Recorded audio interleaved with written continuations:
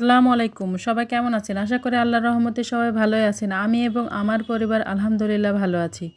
আমি গ্রামে যেই বড়িটা তৈরি করার ছোট, ছোট রিলস দিয়েছিলাম সেটার পুরো ভিডিওটা এখন আপনাদের সাথে শেয়ার করতেছি।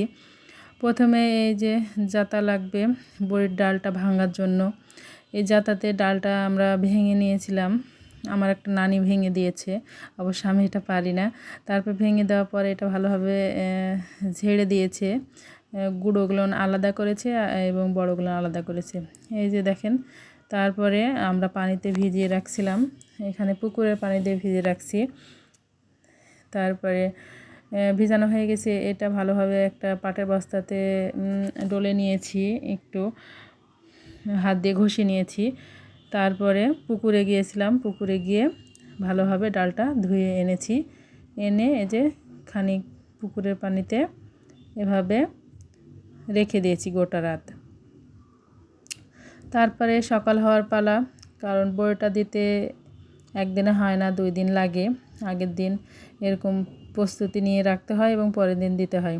এই যে তারপরে ডালটা সকাল সকাল আমরা উঠিয়ে নিয়েছি একটা ঝাঁকাতে।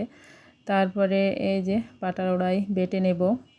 এবং এই বড়িটা তৈরি করার জন্য আমাদের কুমড়ো লাগবে, চাল কুমড়ো পাকাটা।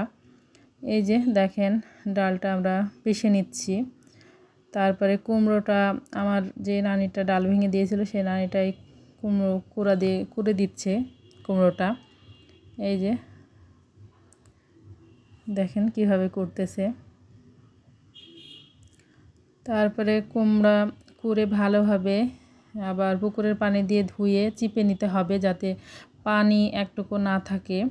এই যে আমরা জালের ভিতর নিয়ে এভাবে চিপে নিচ্ছিলাম, এভাবে চিপে নিচ্ছিলাম এবং পিষা হয়ে গেছিলো। আমরা যে ডালটা পিষে রাখছিলাম তার সাথে এই যে কুমড়োটা অনেক সুন্দরভাবে ভালোভাবে অনেকক্ষণ ধরে মিশিয়ে নিয়েছি।